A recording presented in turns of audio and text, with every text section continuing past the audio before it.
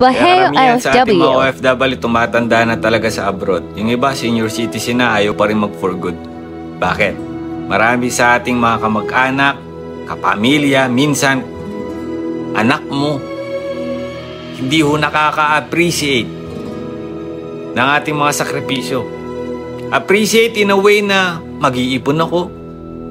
Nay, mag-ipon ka dyan para pag uwi mo, meron kang pera. Pagtanda mo.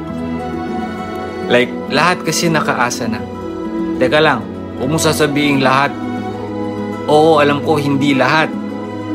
Pero kadalasan, kapag ang isang OFW ay nasa abroad na, mainit tayo sa kanila. Pero pag wala na tayo, na itutulong sa kanila, ganito na lumalabas. Tumanda ka na sa abroad, wala ka man lang naiipon. E paano makakaipon kung lahat kayo nakasandal sa kanya? Diba?